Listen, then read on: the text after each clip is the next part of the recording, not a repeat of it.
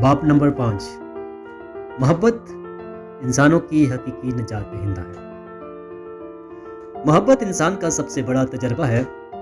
ये इंसान का अजीम दानिश के साथ राब्ता कायम करती है। जब ये जिनसी और रूहानी जज्बात के साथ मतगम हो जाती है तो ये तख्लीकी बसीरत के ज़रिए इंसान को इनफरादी पेशरफ की बुलंद चोटियों तक ले जा सकती है।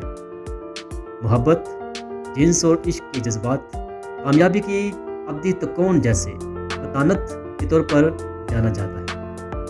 फतानत के तख्लीक के लिए कुदरत के पास इसके अलावा कोई दूसरा वसीला नहीं है। मोहब्बत इंसान की रूहानी फितरत का एक बहरूनी इजहार है। जिनसी फेल अगरचे हयातियाती अमल है, लेकिन ये ज़मीन पर रेंगने वाली मामूली तरीन मखलूक से लेकर इंसान जैसी अला तरीन मखलूक तक तख्लीकी सरगर्मियों का चश्मा है। मोहब्बत तमाम इंसानियत को एक रिश्ते में बांध देती है। ये खुद गर्जी, लालच, हसद, बुग़्ज़ का खात्मा करती है और अदना तरीन इंसानों को बराह रास्त बादशाहों के मनसब पर फायज कर देती है। जहाँ मोहब्बत का वजूद ना हो वहाँ हकीकी अज़मत नज़र नहीं आ सकती। जिस मोहब्बत की मैं बात कर रहा हूँ इसको जिनसी जज्बात के साथ गलत मल्त नहीं किया जाना चाहिए, क्योंकि मोहब्बत अपने बुलंद तरीन और खालिस तरीन इज़हार में अब्दी तकोन का हिस्सा है। लेकिन इसके बावजूद ये इस तकोन के तीनों अज्जा में से सबसे अजीम है। जिस मोहब्बत की मैं बात कर रहा हूँ वो ज़िंदगी अता करती है और इसकी कोख से वो तख्लीकी जदोजहद जन्म लेती है जिसने इंसानों को इसकी मौजूद शास्तगी और तहजीब के मुकाम तक पहुँचाया। ये एक ऐसा अंसर है जो इंसान और इससे नीचे दुनिया की तमाम तर मखलूक़ात के दरमियान एक ख़त इम्तियाज़ खींचता है। एक ऐसा अंसर है जो इस बात पर तयन करता है कि हर एक इंसान अपने इर्द गिर्द बसने वाले इंसानों के दिलों में कितनी जगह पा सकता है। मोहब्बत एक ऐसी मजबूत बुनियाद है जिस पर 12 दौलतों में से पहली दौलत मुस्बत ज़हनी रवैये की इमारत तामीर की जा सकती है। और हमें ये बात हमेशा नज़र रखनी चाहिए कि इसके बगैर कोई भी शख्स हकीकी दौलतमंद नहीं बन सकता। मोहब्बत बाकी मानदा 11 दौलतों का ताना और बाना है। ये तमाम दौलतों की सच धज में इजाफा करती है और इन्हें पायदारी की सिफ्त से नवाजती है। इस बात की शहादत हमें उन लोगों की सरसरी मुशाहदे से मिल जाती है जिन्होंने मादी दौलतों को हासिल किया लेकिन मोहब्बत का जज्बा हासिल नहीं कर सके। चंद कदम ज़्यादा चलने की आदत मोहब्बत की इस रूह को हासिल करने की तरफ ले जाती है, क्योंकि इससे बढ़कर मोहब्बत का इजहार कोई और नहीं कर सकता, जिसका इजहार बगैर किसी ज़ाती मफाद के महज दूसरों के फ़ायदे के लिए काम करके किया जाता है। हर दौर के अजीम दानिश्वरों ने मोहब्बत को एक ऐसी अक्सीर ताकत करार दिया है कि जो इंसान के ज़ख्मों को शिफा बख्शती है और इंसानों को अपने भाइयों का मुहब्बत बनाती है। अमेरिकी कौम के एक अजीम दानिश्वर ने मोहब्बत की एक ऐसी क्लासिकल अंदाज में तशरीह की है जो हमेशा जिंदा रहेगी।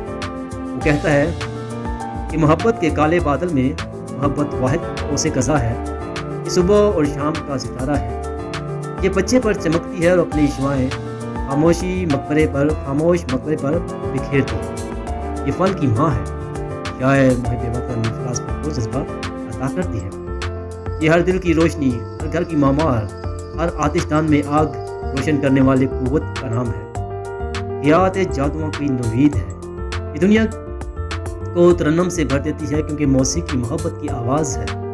मोहब्बत एक ऐसा जादू है, एक ऐसा तिलिस्म है जो बेकार चीज़ों को शादमानी में बदल देती है और आम अफराद को बादशाहों मलकाओं का मुकाम पर फायज कर देती है। ये हमारे कल्ब के फूल की खुशबू है।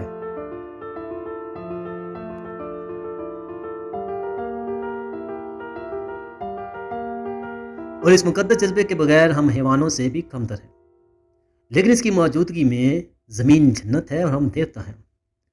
मोहब्बत एक काया क्लिप है। ये इंसान को शराफत, पाकीज़गी और शान व शौकत से नवाजती है। मोहब्बत बातन की रोशनी और एक तख्लीक है। मोहब्बत से ज़मीन अपना हुस्न और आसमान अपनी शान व शौकत मुस्तार लेता है। इंसाफ, नफ्साकशी, सहावत और रहम मोहब्बत की कोख से जन्म लेते हैं। मोहब्बत के बगैर शान व शौकत मांद पड़ जाती है, शराफत दम तोड़ जाती है, फ़न मर जाता है, मौसीकी अपना मफहूम खो देती है, नेकी का वजूद ख़त्म हो जाता है। जो इंसान हकीकत में अजीम है वो तमाम इंसानियत से मोहब्बत करता है। وہ اچھے اور برے تمام انسانوں سے محبت کرتا ہے. اچھے لوگوں سے وہ فخر اور انضباط کا اظہار کرتے ہوئے محبت کرتا ہے. برے لوگوں سے وہ رحم اور افسوس کا اظہار کرتے ہوئے محبت کرتا ہے. اگر وہ حقیقت میں عظیم ہے تو وہ جانتا ہے کہ اچھے اور برے لوگ دراصل حالات کی پیداوار ہوتے ہیں، کیونکہ اپنی جہالت کی وجہ سے حالات ان کے قابو میں نہیں ہوتے. اگر کوئی آدمی حقیقت میں عظیم ہے تو وہ رحم دل، ہمدرد، بردبار. جب دوسرے لوگوں کے بارے میں کوئی رائے قائم کرنے پر مجبور ہوتا ہے تو وہ رحم کے جذبے کے ساتھ انصاف کے تقاضوں میں قدر نرمی کا مظاہرہ کرتا ہے. ہمیشہ کمزور، بے علم، غربت کے ماروں کی طرف جاری کوشش کرتا ہے. ان چند لوگوں کا تذکرہ جنہوں نے چند قدم زیادہ چلنے کی عادت سے فائدہ حاصل کیا. کوئی آدمی بھی کسی محرک کے بغیر رضاکارانہ طور پر کوئی کام نہیں کر سکتا. یہاں ہم ان چند لوگوں کا ذکر کر رہے ہیں جنہوں نے چند قدم زیادہ چلنے کی عادت سے فائدہ حاصل کیا. شاید ان کے ذکر سے آپ بھی اس عادت کو اپنانے کے لیے کوئی محرک پیدا ہو. کئی سال پہلے پٹسبرگ ڈپارٹمنٹ اسٹور میں ایک بوڑھی عورت محض وقت گزاری کے لیے چہل قدمی کر رہی تھی. وہ مختلف کاؤنٹروں کے سامنے سے گزرتی چلی گئی لیکن کسی نے اس کی طرف توجہ نہ دی. تمام کلرک اسے ایک بیکار بوڑھی عورت خیال کر رہے تھے جو کچھ بھی خریدنے کا ارادہ نہیں رکھتی. جب وہ ان میں سے کسی کاؤنٹر پر کھڑی ہوتی تو وہاں موجود کلرک کسی اور سمت خریدنا شروع کر دیتے. آخر وہ خاتون ایک کاؤنٹر پائی جہاں ایک نوجوان کلرک کھڑا تھا. اس نے بڑی شائستگی سے جھکتے ہوئے پوچھا، کیا وہ اس کے کسی کام آ سکتا ہے؟ بوڑھی بولی، نہیں، میں صرف وقت گزار رہی ہوں، بارش رکنے کا انتظار کر رہی ہوں. بہت اچھی بات ہے میڈم، نوجوان نے مسکراتے ہوئے کہا. کیا میں آپ کے لیے کرسی لے کر آؤں؟ اور اس نے اس کے جواب کا انتظار کیے بغیر ایک کرسی لا کر اسے دے دی. جب بارش قدرے تھم گئی تو نوجوان بوڑھی خاتون کے بال کو بازو سے پکڑ کر گلی تک لے گیا اور اسے خدا حافظ کہا. جانے سے پہلے اس نے اس کا کارڈ لے لیا. کئی ماہ بعد اسٹور کے مالک کو ایک خط کہ اس نوجوان کو ایک گھر کی تعزین اور آرائش کے لیے آرڈر حاصل کرنے کے لیے اسکاٹ لینڈ بھیجا جائے. اسٹور مالک نے جواب میں لکھا، اسے افسوس ہے کہ نوجوان گھروں کی آرائش اور تزئین کرنے والے ڈپارٹمنٹ میں کام نہیں کرتا. تاہم اس نے وضاحت کی کہ اس کام کے لیے ایک تجربہ کار آدمی کو بھیجنے میں وہ خوشی محسوس کرے گا. جواب میں اس سے کہا گیا کہ اس خاص نوجوان کے علاوہ کوئی دوسرا آدمی نہیں چاہتا. یہ خطوط اینڈریو آرمی کی جانب سے تھے جس گھر کی وہ تعزین اور آرائش کروانا چاہتا تھا. اسکاٹ لینڈ میں اسکیبو ہاسٹل وہ بوڑھی خاتون کی کارنگی کی والدہ تھی. نوجوان آدمی کو اسکاٹ لینڈ بھیجا گیا. اسے ایک گھریلو آرائش و تعزین کے مختلف اشیاء کے کوئی $100,000 کے آرڈر ملے اور ان کی مدد سے وہ اسٹور کا حصے دار بن گیا. بعد میں وہ اسٹور کے آدھے منافع میں حصہ دار بن چکا تھا. یقیناً جب آپ چند قدم زیادہ چلتے ہیں تو اس کا معاوضہ ضرور ملتا ہے. چند سال پیشتر دی گولڈن رول میگزین کے ایک ایڈیٹر کو ڈیون پورٹ کے پلمبر اسکول میں تقریر کے لیے مدعو کیا گیا. اس نے اپنی معمول کی فیس $100 اور آنے جانے کے اخراجات کی ادائیگی اور پیشکش قبول کر لی. جب ایڈیٹر کالج میں پہنچا تو اس نے وہاں سے اپنی میگزین کے لیے بہت سی کہانیوں کا مواد اکٹھا کر لیا. جب اس نے تقریر کر لی اور واپسی کی تیاری کی تو اسے اپنے آنے جانے کے اخراجات بتانے کو کہا گیا تو اسے معاوضے کا چیک دے دیا جا سکے. اس نے اپنی تقریر اور اخراجات کے لیے کوئی بھی رقم لینے سے انکار کر دیا. وہ کہا کہ اس نے اپنے میگزین کے لیے جو مواد اکٹھا کیا ہے اس صورت میں اسے پہلے سے مناسب ادائیگی ہو چکی ہے. اس خیال کے ساتھ ہی اسے کافی اجرت مل گئی ہے. وہ ٹرین پر بیٹھا اور واپس شکاگو آ گیا. اگلے ہفتے اسے ڈیون پورٹ سے میگزین کی سالانہ خریداری کے لیے بہت سے آرڈر وصول ہونے شروع ہو گئے. ہفتے کے اختتام تک $6,000 نقد وصول کر چکا تھا. پھر اسے ڈاکٹر پلمبر کا ایک خط ملا جس میں یہ وضاحت کی گئی تھی کہ خریداری کے لیے یہ ممبرشپ اس کے طالب علموں کی جانب سے آ رہی تھی جن کو بتایا گیا تھا کہ ایڈیٹر نے وہ رقم لینے سے انکار کر دیا تھا جس کا اس کے ساتھ وعدہ کیا گیا تھا اور جس کا وہ حقدار تھا. اگلے 2 سالوں میں پالمر اسکول کے گریجویٹس اور طالب علموں نے $5,000 سے زائد چندہ خریداری بھیجا. یہ واقعہ اتنا متاثر کن تھا کہ اسے ایک میگزین نے بھی شائع کر دیا جس کی سرکولیشن انگلش بولنے والی دنیا میں تھی اور اس طرح اسے بہت سے دیگر ممالک سے بھی چندہ خریداری موصول ہوا. اس طرح محض $100 کی مفت خدمت کرنے کے عوض ایڈیٹر نے اپنی سرمایہ کاری کی نسبت 500 گنا زیادہ منافع حاصل کر لیا۔ چند قدم زیادہ چلنے کی عادت محض ایک مفہوم بات نہیں، اس کا صلہ ضرور ملتا ہے اور بہت زیادہ ملتا ہے۔ اس کے علاوہ چند قدم زیادہ چلنے کی عادت دوسری سرمایہ کاریوں کی طرح کبھی ختم نہیں ہوتی، اس کا سلسلہ عمر بھر چلتا رہتا ہے۔ آئیے اب ہم جائزہ لیتے ہیں، جب ایک آدمی چند قدم زیادہ چلنے کی عادت کو نظر انداز کر دیتا ہے تو کیا نتیجہ نکلتا ہے۔ ایک بارش والے دن شام کے وقت نیو یارک میں ایک ایسے شو روم میں جہاں بہت زیادہ گاڑیاں کھڑی تھیں، ایک سیلز مین معمول کے مطابق اپنی میز پر بیٹھا۔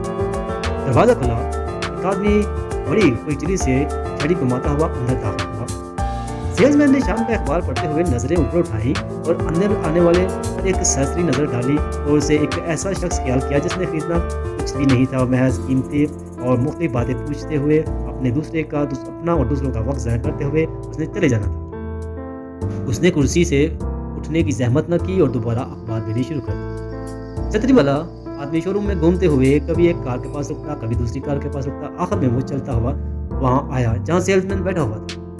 اپنی چھڑی پر چکتے ہوئے بڑی بے پرواہی سے وہاں کھڑی 3 مختلف گاڑیوں کی قیمت پوچھی۔ اخبار سے نظریں اٹھائے بغیر سیلز مین نے قیمتیں بتائیں اور دوبارہ اخبار پڑھنے لگا۔ چھڑی والا آدمی دوبارہ ان گاڑیوں کی طرف گیا جنہیں وہ پہلے دیکھتا رہا تھا۔ ہر ایک کے ٹائروں کے پاؤں کو ٹھوکر سے مار کر دیکھتا اور اسے اس مصروف سیلز مین کے پاس واپس آیا اور کہا، ٹھیک ہے، مجھے سمجھ نہیں آ رہی کہ یہ میں خریدوں یا وہ خریدوں، یا جو پرے کھڑی ہے وہ خریدوں یا پھر میں تینوں ہی خرید لوں۔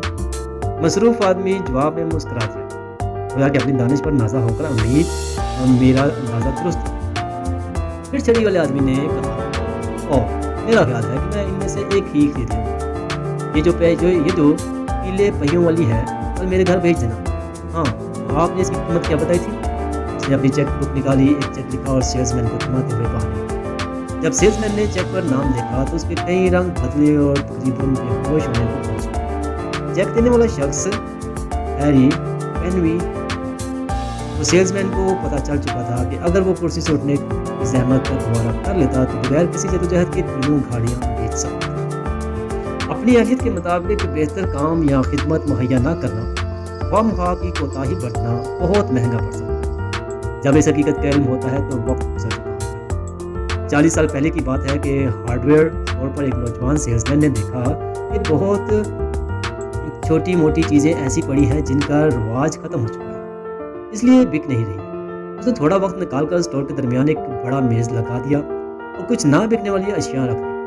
اس پر ہر مال ایک ڈائم 10 سینٹ کا بورڈ لگا دیا۔ خود بھی وہ اسٹور کا مالک بھی حیران رہ گیا کہ جب یہ تمام اشیاء ریوڑیوں کی طرح بکنے لگی۔ اسی تجربے نے FW والورتھ 5 اور 10 سینٹ کے چین سٹور سسٹم کو جنم دیا۔ جس نوجوان نے چند قدم ذرا چلنے کی عادت کو نتیجے میں فروخت کیا تھا، اس تصویر تک رسائی حاصل کی کہ اس کا نام فرینک W والورتھ تھا۔ اس تصویر نے اسے $50 لاکھ سے زیادہ دولت سے نوازا۔ اس کے علاوہ اس تصویر نے وہ بھی بہت سے لوگوں کو دولت مند بنا دیا۔ کسی نے نوجوان والورتھ کو اس کی ذاتی ثوابدید کے حق کو استعمال کرنے کا مشورہ نہیں دیا اور نہ ہی کسی نے اس کا کام کا معاوضہ ادا کیا تھا، لیکن اس کا یہ عمل اسے ہمیشہ کے لیے دولت سے نوازتا چلا۔ جب اس نے اس تصویر کو عملی شکل دے دی تو بڑھتی ہوئی مسلسل آمدنی نے اسے آرام سے بٹھا دیا۔ جتنا کسی کو معاوضہ ادا کیا جاتا ہے، اس سے بڑھ کر کام کرنے کی عادت میں ایک عجیب خاصیت پائی جاتی ہے کہ یہ اس شخص کو اس وقت بھی فائدہ پہنچا رہی ہوتی ہے جب وہ سویا ہوتا ہے۔ جب یہ ایک دفعہ کام شروع کر دیتی ہے تو پھر اتنی تیزی سے دولت کے ڈھیر لگاتی چلی جاتی ہے، ایسا محسوس ہوتا ہے گویا علادین کے چراغ سے چنوں کی ایک فوج جس کام پر لگا دی گئی۔ تقریباً 30 سال پہلے چارلس ایم شواب ایک ذاتی ریل کار ٹرین سے علیحدہ ہو کر پینسلوینیا میں واقع اس کے اسٹیل پلانٹ کے قریب آ کر رکی۔ یہ ایک سرد دھندلو صبح تھی۔ جیسے ہی وہ کار سے باہر نکلا، اس کا استقبال ایک نوجوان نے کیا۔ اس کے ہاتھ میں اسٹینوگرافر والی بک تھی۔ اس نے فوری طور پر اپنا تعارف کروا دیا کہ وہ اسٹیل کمپنی کے جنرل آفس میں اسٹینوگرافر ہے اور وہ نیچے کار کے پاس اس کا ویٹ کرنے لگا۔ مجھے ملنے کے لیے تمہیں کس نے کہا؟ شواب نے جواب دیا۔ کسی نے بھی نہیں، نوجوان نے جواب دیا۔ میں نے وہ ٹیلیگرام دیکھی تھی جس میں آپ کے آنے کی اطلاع تھی، لہٰذا میں آپ کو ملنے کے لیے نیچے آ گیا تھا، شاید میں آپ کی کوئی خدمت کر سکوں۔ ذرا غور کریں، وہ اس امید سے نیچے آیا تھا کہ شاید اسے کرنے کے لیے کوئی کام مل جائے جس کے لیے اسے کوئی ادائیگی نہیں کی گئی تھی، اور وہ بغیر کسی کے کہنے پر ذاتی سوابدید پر نیچے آیا تھا۔ مسٹر شواب نے بڑی نرمی کے ساتھ اس کا شکریہ ادا کیا اور کہا کہ اسے اس وقت اسٹینوگرافر کی کوئی ضرورت نہیں۔ احتیاط کے ساتھ نوجوان آدمی کا نام نوٹ کرتے ہوئے اس نے اسے واپس اپنے کام پر جانے کو کہا۔ اسی رات جب پرائیویٹ کار واپس نیو یارک جانے کے لیے ٹرین کے ساتھ جوڑ دی گئی تو اس میں وہ نوجوان اسٹینوگرافر بھی سوار تھا۔ مسٹر شواب کی درخواست پر اس کا تقریباً مقرر نیو یارک میں اسٹیل میگنیٹ کے ایک اسسٹنٹ کے طور پر کر دیا گیا۔ اس نوجوان کا نام ولیمز ہے۔ مسٹر شواب کے زیر سایہ کئی سال تک خدمات انجام دیتا رہا۔ اس دوران بغیر کسی مطالبے یا توقع کے اسے بار بار ترقی کے بے شمار مواقع میسر آتے رہے۔ یہ بات بہت اہمیت کی حامل ہے کہ وہ لوگ جو چند قدم زیادہ چلنے کو اپنا اڑنا بچھونا بنا لیتے ہیں، واقع ان کے پیچھے پیچھے بھاگتے ہیں، آخرکار وہ اسے ایک ایسا موقع مل جاتا ہے۔ امریکہ کی سب سے بڑی ٹرک کمپنی کا صدر بہت بڑا اسٹاک ہولڈر بنا دیا۔ یہ ایک ایسی ملازمت تھی جس نے اسے اس کی ضرورت سے زیادہ دولت سے نوازا۔ چند قدم زیادہ چلنے کی عادت کے فوائد صرف تنخواہ دار طبقے تک ہی محدود نہیں، یہ ملازم رکھنے والے کے لیے بھی ایسا ہی کام دکھائی دیتا ہے جیسا کہ ملازمت کرنے والے کے لیے، جیسا کہ ایک ایسا تاجر جسے ہم اچھی طرح جانتے ہیں ذاتی طور پر اسے آزما کرتے دیکھا۔ اس کا نام آرتھر ناش تھا۔ اس کا کاروبار درزیوں کے استعمال کی یہ اشیاء سپلائی کرنا تھا۔ چند سال پہلے اس کا کاروبار خوب چل رہا تھا۔ جیسے حالات نے جن پر اس کا ظاہراً کوئی اختیار نہ تھا، اس کے کاروبار کو تباہی کے کنارے پر لا کھڑا کیا۔ اس کے راستے میں ایک اور بڑی رکاوٹ یہ پیدا ہو گئی کہ اس کے ملازمین اس کی شکست پختگی کے جذبے کو بھانپ گئے تھے اور انہوں نے بھی وہ اپنے سستی کا مظاہرہ کرنا شروع کر دیا۔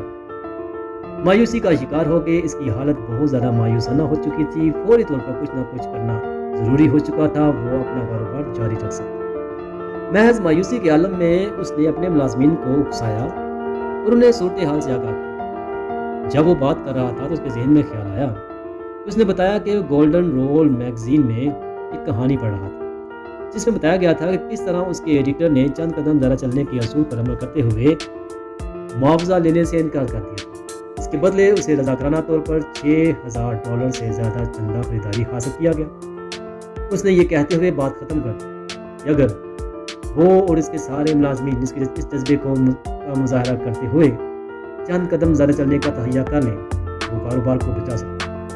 اس نے اپنے ملازمین سے کہا کہ اگر وہ اس شرط پر اس کے ساتھ اس تجربے میں شامل ہونے کو تیار ہو کہ وہ وقتی طور پر تنخواہ کو بھول جائیں گے، کام کے گھنٹوں کو بھول جائیں گے، اپنی بہترین کوششیں کاروبار کے لیے وقف کر دیں گے، تو وہ کاروبار کو جاری رکھ سکے گا۔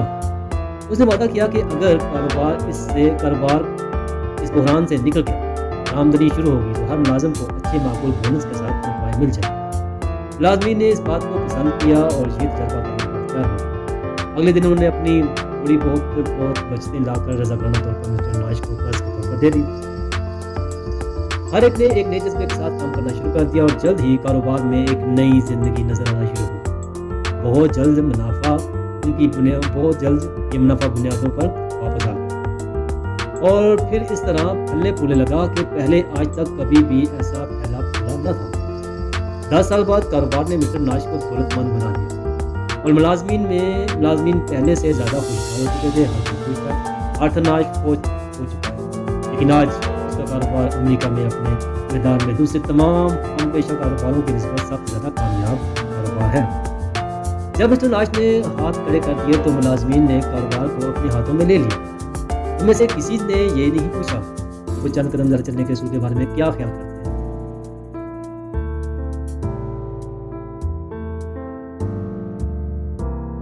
اس کے علاوہ ناش کے کسی سیلز مین سے ملیں اور اس جذبہ ولولے اور اس کی خود اعتمادی کا جائزہ لیں۔ جب چند قدم زیادہ چلنے کا جذبہ کسی کے ذہن میں گھر کر لیتا ہے تو وہ ایک دوسری قسم کا انسان بن جاتا ہے۔ دنیا کے بارے میں اس کا نقطہ نظر تبدیل ہو جاتا ہے۔ وہ مختلف نظر آتا ہے کیونکہ وہ حقیقت میں مختلف ہوتا ہے۔ شاید یہ مناسب مقام ہے کہ آپ کو چند قدم زیادہ چلنے یعنی جتنا کسی کو معاوضہ ادا کیا جاتا ہے اس سے بڑھ کر کام کرنے کی عادت کے بارے میں ایک اہم پہلو یہ روشناس کرایا جائے، اور وہ یہ کہ جو آدمی یہ کام کرتا ہے اس پر یہ ایک عجیب اثر ڈالتی ہے۔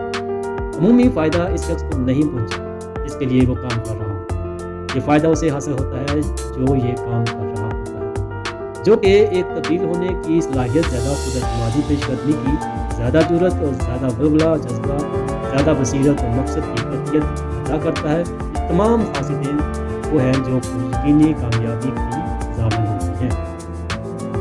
جو آپ چاہتے ہیں اسے حاصل کرنے کا ایک آسان طریقہ۔ آپ لوگ جو معاوضے کی خاطر کام کرتے ہیں، انہیں بونے اور کاٹنے کے پیشے کے بارے میں زیادہ جاننے کی ضرورت ہے۔ پھر آپ کو سمجھ لگے گی کیوں کوئی بھی شخص ناکافی محنت کے بیچ ہوتے ہوئے ہمیشہ بھرپور معاوضے کی فصل نہیں کاٹ سکتا۔ آپ کو سمجھ آ جائے گی کہ آدھے دن کی محنت کے عوض پورے دن کی مزدوری کا مطالبہ زیادہ دن نہیں چل سکتا۔ اور آپ جو معاوضے کی خاطر کام نہیں کرتے لیکن زندگی کی بہترین آسائشیں حاصل کرنے کی خواہش رکھتے ہیں، آئیے آپ سے چند باتیں کرتے ہیں۔ آپ عقل مندی کا مظاہرہ کرتے ہوئے جن اشیاء کی آپ کو خواہش ہے، ان کو حاصل کرنے کا آسان اور یقینی طریقہ کیوں نہیں اختیار کرتے؟ جی ہاں، ایک ایسا طریقہ موجود ہے جس کے ذریعے آپ زندگی کے جس میدان میں بھی آگے بڑھنا چاہتے ہیں، اس میں آسانی اور یقینی طور پر آگے بڑھ سکتے ہیں۔ اور اس راز سے ہر وہ شخص آگاہ ہے جو چند قدم زیادہ چلنے کی عادت کو اپنا وتیرہ بنا لیتے ہیں۔ اس راز کو آپ کسی اور طریقے سے عیاں نہیں کر سکتے، کیونکہ یہ ان زیادہ قدموں میں لیٹا ہوا ہے۔ کوسے قزح کے سرے پر سونے کی دیگ کا ہونا محض پریوں کی کہانی نہیں ہے۔ چند مزید قدم جہاں ختم ہوتے ہیں، وہاں پر کوسے قزح کا سرا ہوتا ہے۔ یہی جگہ ہے جہاں سونے کی دیگ دفن ہے۔ کوسے قزح کے سرے کا کوئی بھی شخص نہیں پکڑ سکتا۔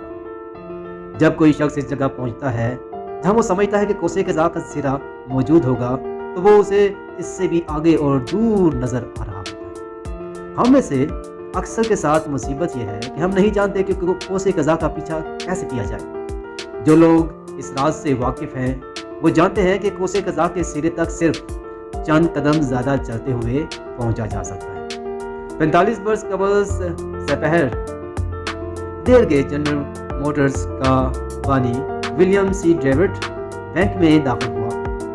بینکنگ کا وقت ختم ہو چکا تھا اور ایک ایسے کام کے لیے کہا جو عام طور پر بینکنگ اوقات میں ہی ممکن ہو سکتا تھا۔ وہ آدمی جس نے یہ بے وقت خدمت انجام دی تھی ایک انڈر آفیسر کارل ڈرونی تھا۔ اس نے نہ صرف اس کا کام کر دیا بلکہ چند قدم زیادہ چلتے ہوئے اس کی عزت افزائی بھی کی۔ اس کا رویہ ایسا تھا کہ ڈیونٹ کو یوں محسوس ہوا کہ وہ حقیقتاً بڑی خوشدلی سے اس کی خدمت کر رہا۔ یہ ایک عام سا واقعہ ہے اور اپنے وجود میں کسی اہمیت کا حامل نہ تھا۔ مسٹر ڈرونی کا یہ خیال بھی نہیں گزرا کہ اس کی عزت افزائی جو اس نے اسے دی تھی اس قدر دور از اثرات کی حامل ہو۔ دوسرے دن مسٹر ڈیونٹ نے ڈرونی کو اپنے دفتر کے لیے آنے کو کہا اور اسے ملازمت کی پیشکش کی۔ اسے ڈرونی نے قبول کر لیا۔ اسے جنرل آفس میں ایک میز دیا گیا جہاں اندازاً 100 کے لگ بھگ آدمی بھی کام کرتے تھے۔ اسے بتایا گیا کہ کام کے اوقات 8:30 سے 5:30 تک ہوں گے اور اس کی معمولی تنخواہ مقرر کر دی۔ پہلے دن کے اختتام پر جب دن کے خاتمے کا اعلان کرتے ہوئے گھنٹی بجی تو جوانی نے دیکھا کہ ہر شخص ہیٹ اور کوٹ کو اٹھائے ہوئے دروازے کی طرف لگا۔ وہ خاموش بیٹھا دوسروں کے دفتر سے نکل جانے کا انتظار کرتا رہا۔ جب وہ چلے گئے تو وہ اپنی میز پر بیٹھا رہا اور اسے جلد بازی پر تیزی سے غور کرتا رہا کہ جس کا مظاہرہ ہر کسی نے چھٹی کے موقع پر کیا تھا۔ 15 منٹ بعد مسٹر ڈیونٹ نے اپنے پرائیویٹ دفتر کا دروازہ کھولا اور مسٹر ڈیوانی کو اپنے میز پر بیٹھے ہوئے دیکھا اور ڈیوانی سے پوچھا کیا اسے علم ہے کہ اسے 5:30 پر کام بند کر دینے کا حق ہے؟ اوہ ہاں، ڈیوانی نے جواب دیا، لیکن میں اس قدر تیزی سے باہر نکلنا نہیں چاہتا تھا۔ پھر اس نے پوچھا اگر مسٹر ڈیوڈ کو میں کسی کام آ سکتا ہوں؟ ڈیوڈ نے اس سے پوچھا کیا اس کے پاس پینسل ہے؟ اس نے ایک پینسل کو پینسل تراش میں ڈال کر تراشا اور مسٹر ڈیوڈ کو پیش کر دیا۔ مسٹر ڈیوڈ نے اس کا شکریہ ادا کیا اور اسے شب بخیر کہہ دیا۔ اگلے دن چھٹی کے وقت مسٹر ڈیوانی دوبارہ اپنی میز پر بیٹھا رہا تاکہ بھیڑ کم ہو جائے۔ اس مرتبہ وہ جان بوجھ کر انتظار کرتا رہا کہ تھوڑی دیر بعد مسٹر ڈیوڈ نے اپنے پرائیویٹ دفتر سے باہر نکلا اور دوبارہ پوچھا کہ کیا اسے علم نہیں کہ 5:30 کا وقت چھٹی کا وقت ہے؟ جی ہاں، ڈیوانی نے مسکرا کر جواب دیا۔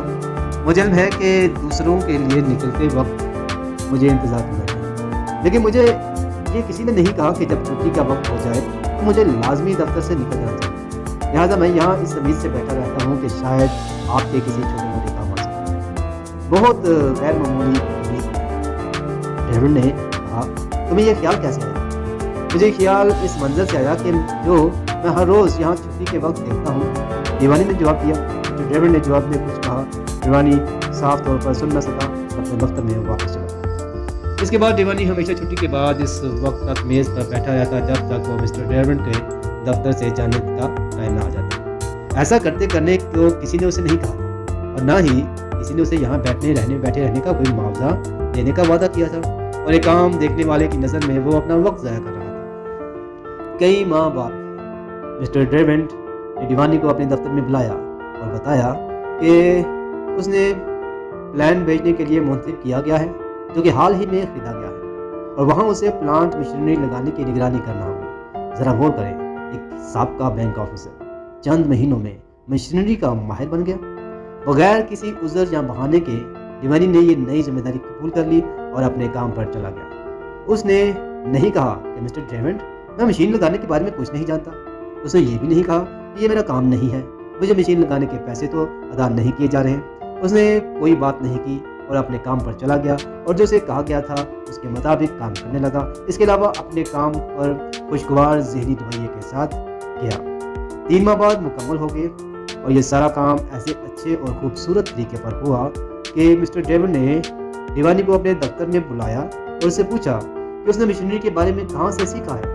میں نے کبھی بھی نہیں سیکھا، میں نے اپنے ارد گرد جائزہ لیا، وہ آدمی تلاش کیے جو جانتے تھے کہ یہ کام کیسے ہوگا، انہیں کام پر لگایا اور انہوں نے یہ کام کر دیا۔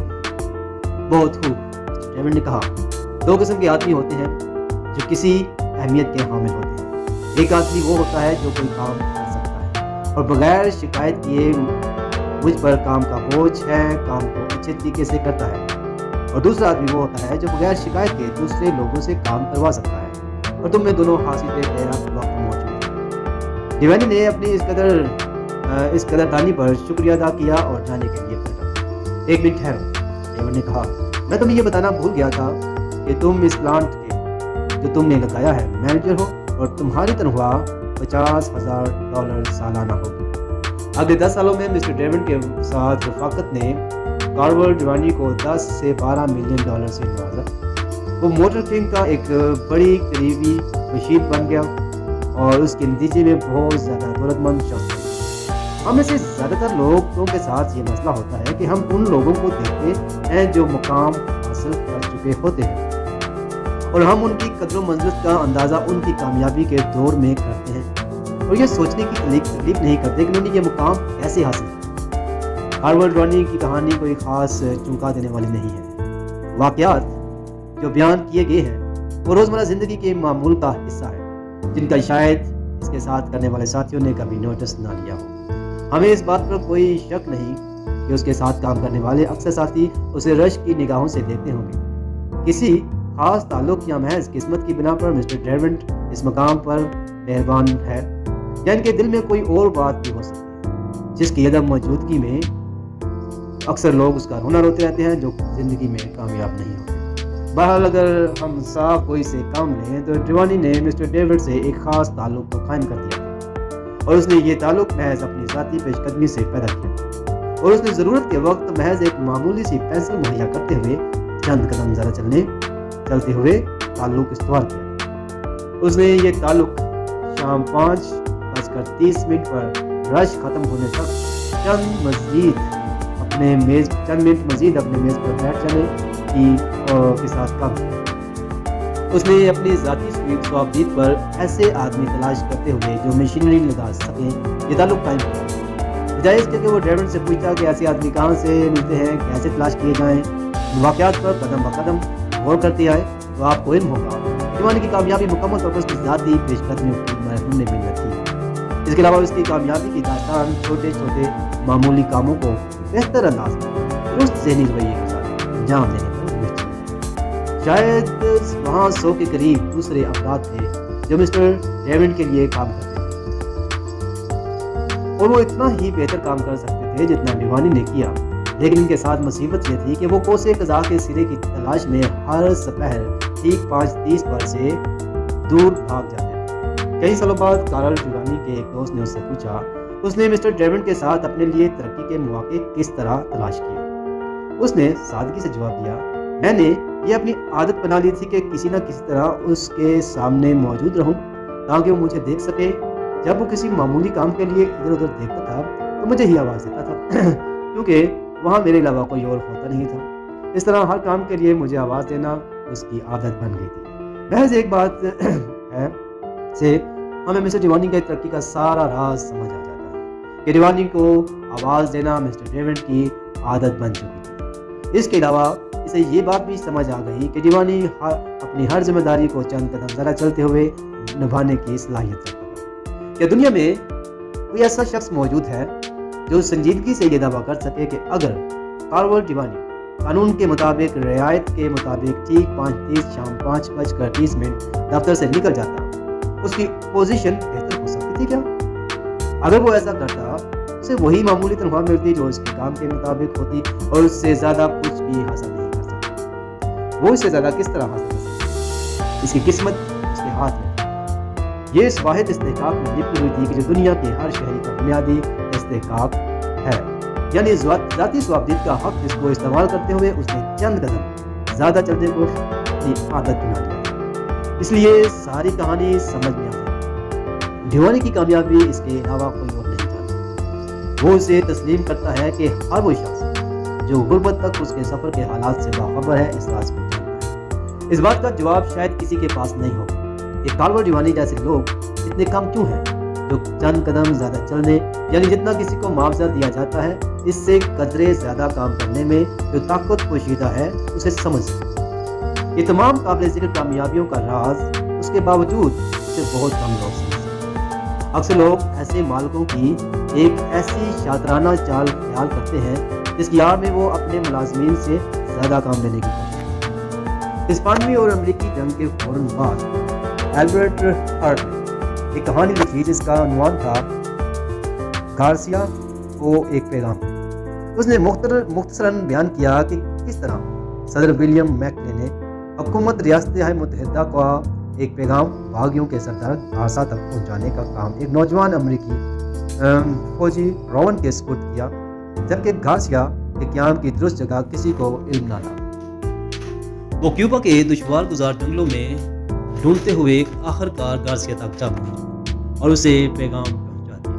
کہانی میں یہی بات ختم نہیں ہو جاتی۔ ایک نوجوان فوجی انتہائی مشکل حالات میں حکم کی تعمیل کرتے ہوئے کام مکمل کیا اور کوئی بہانہ تراش کر پسپائی اختیار نہ کی۔ کہانی نے بہت زیادہ مقبولیت حاصل کی، پوری دنیا میں مشہور ہو گئی۔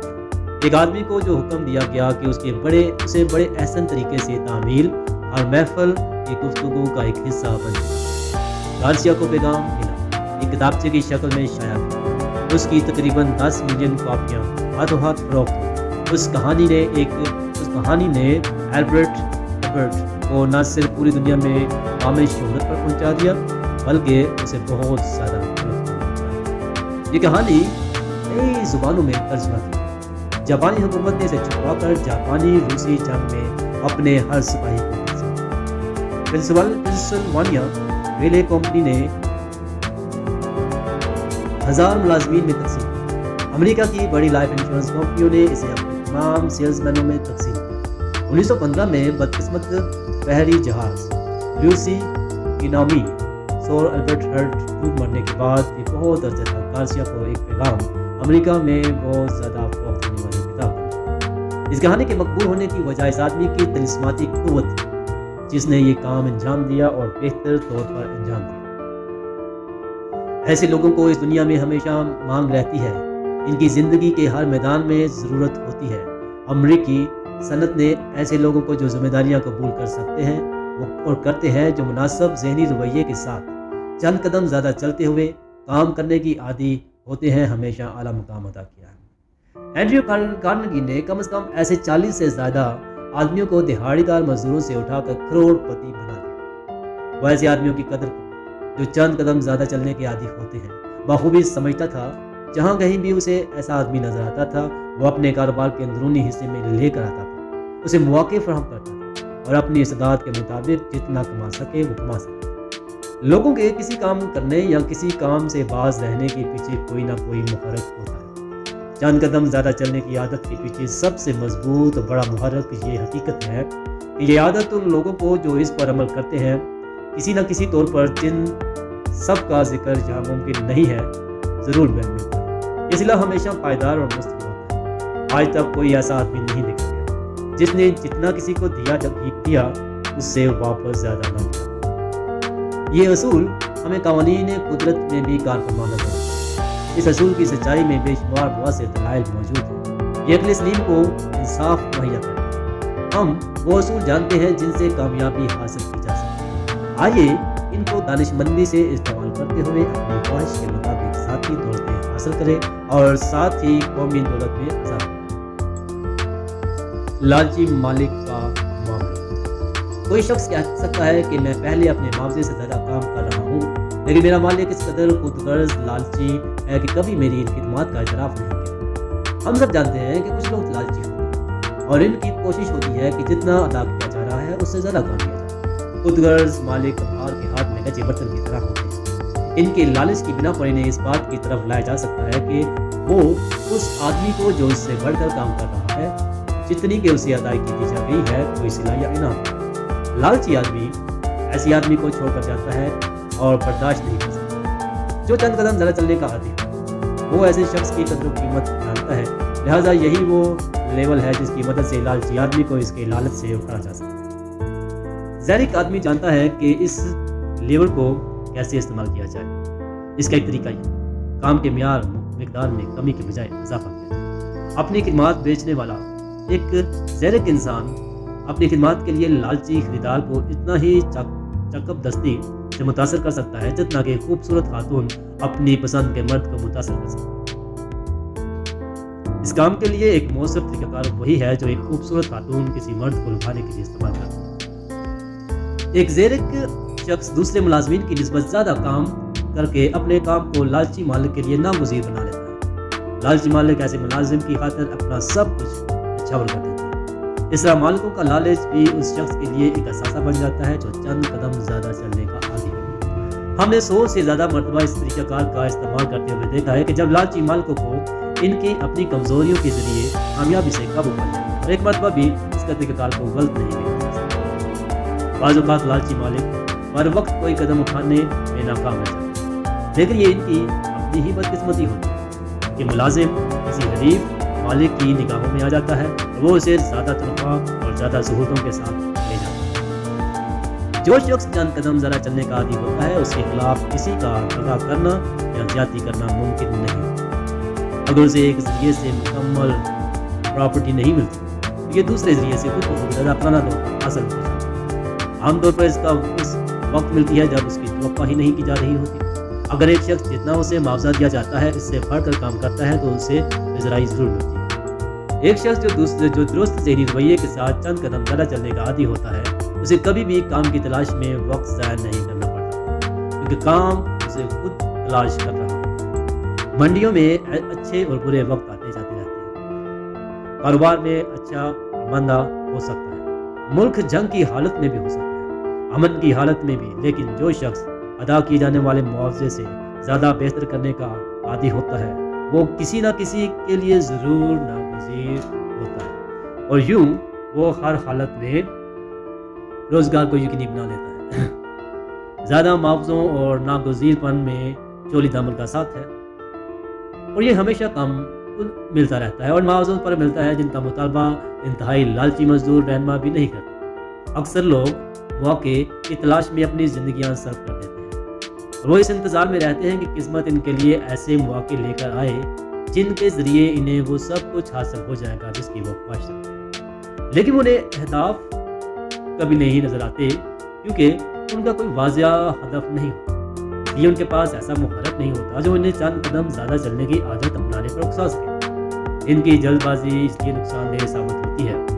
ایک چھوٹے اوس میں تیرتی ہوئی رنگین مچھلی کی طرح چکر پہ چکر کاٹتے چلے جاتے ہیں اور بار بار اسی جگہ جہاں سے وہ شروع ہوتے ہیں خالی ہاتھ اور مایوسی کے عالم میں واپس آ جاتے ہیں۔ لیکن ہمیں یہ ہرگز نہیں سمجھنا چاہیے کہ چند قدم زیادہ چلنے کا عمل کا معاوضہ ہمیشہ مادی دولتوں کی صورت نہیں ہوتی۔ یہ عادت یقیناً روحانی دولتوں کا دروازہ کھٹکھٹاتی ہے اور اس لیے تمام تر انسانی ضروریات حاصل کرنے میں بھی مددگار ہوتی ہے۔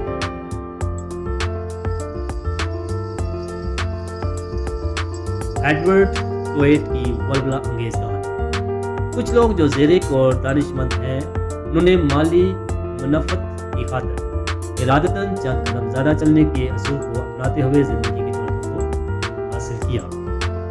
تاہم جو حقیقی طور پر عقل مند ہیں وہ تسلیم کرتے ہیں کہ اس اصول پر عمل کرنے سے جو صلہ ملتا ہے وہ زندگی بھر کی پائیدار دوستیوں، مہنگ انسانی تعلقات، اپنی مرضی کے کام کے موقع، لوگوں کو سمجھنے کی صلاحیتوں، اپنی نعمتوں میں دوسروں کو شریک کرنے پر آمادگی کی شکل میں ظاہر ہوتا ہے۔ یہ سب کی سب زندگی کی 12 دولتوں میں شامل ہے۔ ایڈورڈ ٹویٹ ایک وہ انسان ہے جس نے اس حقیقت کو تسلیم کیا اور تمام ماسٹر چابی ڈھونڈی۔ اس کا گھر لاس اینجلس میں ہے، اس کا کاروبار لائف انشورنس پالیسیاں بیچنا ہے۔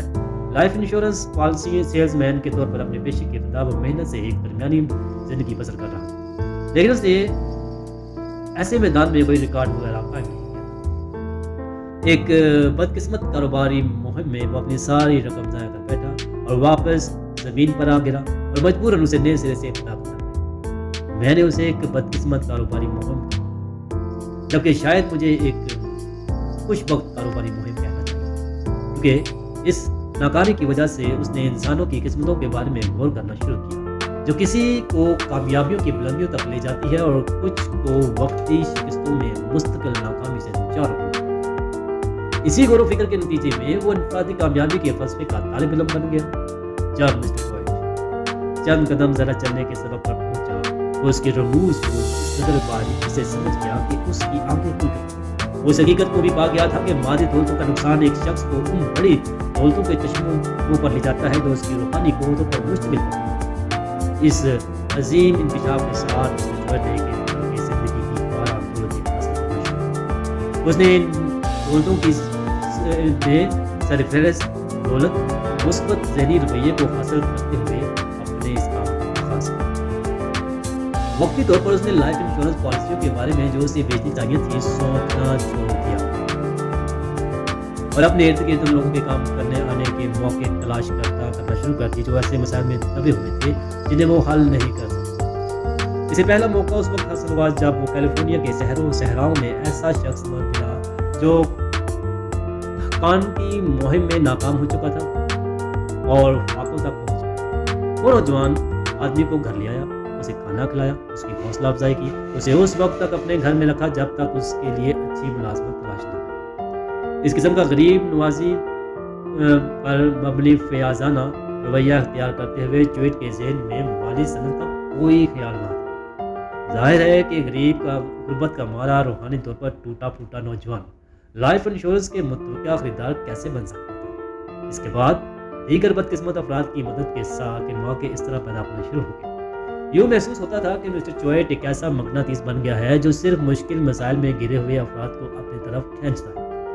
پھر منظرنامہ تبدیل ہو گیا اور ایڈورڈ ٹویٹ کے حالات ایک ایسا رخ اختیار کرنے لگے جس سے کوئی توقع نہیں کر سکتا۔ اس کی لائف انشورنس کی فروخت میں اضافہ ہوتا چلا گیا اور پھر معجزے پر معجزے ہوتے چلے گئے۔ اس نے اپنی زندگی کی سب سے بڑی لائف انشورنس اس شخص کے ملازمین کو فروخت کی جس کی اس نے صحرا میں ڈھونڈ کر مدد کی تھی، اور اس فروخت کے لیے مسٹر ٹویٹ نے نہ تو درخواست کی تھی اور نہ ہی اسے کوئی محنت کی۔ پھر اس کی لائف انشورنس پالیسیاں فروخت ہوتی چلی گئیں۔ اسے خود بھی علم نہیں تھا کہ سب کچھ کیسے ہوا۔ اسے پہلے کی نسبت بہت زیادہ کم محنت کرنا پڑتی تھی اور گاہک خود بہت اس کے پاس نہیں تھا۔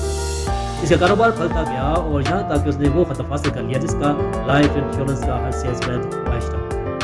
اسے $1 بلین راؤنڈ ٹیبل کا ایک ساری عمر کے لیے مستقل ممبر بنا دیا۔ یہ اعزاز ان لوگوں کو دیا جاتا ہے جو مسلسل 3 سال تک $1 بلین کی انشورنس کو، لہٰذا روحانی دولتیں حل کرتے ہوئے اسے مالی دولتیں بھی حاصل ہوئی۔ اس قدر مقطعات میں حاصل ہوئی کہ اس نے کبھی سوچا نہیں۔ غریب نوازی کا کردار ادا کرتے ہوئے اسے بامشکل 6 سال کا عرصہ گزرا جب اس نے سال کے پہلے 4 مہینوں میں $2 ملین سے بھی زیادہ انشورنس پالیسیاں خرید کر دی تھی۔ اس کی کامیابی کی داستان پورے ملک میں پھیل گئی اور اسے پھر مختلف انشورنس کمپنیوں سے خطاب کرنے کی دعوتیں دینے لگے، کیونکہ دوسرے سیلز مین بھی یہ جاننا چاہتے تھے کہ اس نے اس میدان میں ایسی قابل پوزیشن کیسے حاصل کی، اور اس نے ایسے دوسرے تمام لوگوں کو بڑا جنہوں نے زندگی میں اعلیٰ کامیابیاں حاصل کی، بڑے واضح اور کھلے دل کے ساتھ یہ تسلیم کیا کہ اس نے اپنی تمام تر کامیابیاں دوسروں کے فلسفے کو استعمال کرتے ہوئے حاصل کی۔ ہم لوگ جو کامیابیاں حاصل کرتے ہیں ان کے بارے میں وہ عام طور پر تاثر دینے کی کوشش کرتے ہیں کہ ان کی اپنی عقل و دانش کا نتیجہ۔ بہت کم لوگ ایسے ہوتے ہیں جو کھلے دل سے اپنے کسی محسن کا ذکر کرتے ہیں۔ یہ ایک افسوسناک بات ہے، دنیا میں ایڈورڈ چوئٹ جیسے لوگ بہت کم ہیں۔ ایڈورڈ چوئٹ مادی لحاظ سے اتنا دولت مند ہے کہ جتنا کہ وہ چاہتا تھا، جبکہ وہ روحانی طور پر بہت ہی زیادہ دولت مند ہے، کیونکہ زندگی کی ان کی 12 دولتوں سے مالا مال ہے جن کے سامنے رقم یا نقدی کی کوئی اہمیت نہیں ہوتی۔ اسے 12 دولتوں میں سب سے آخر میں شمار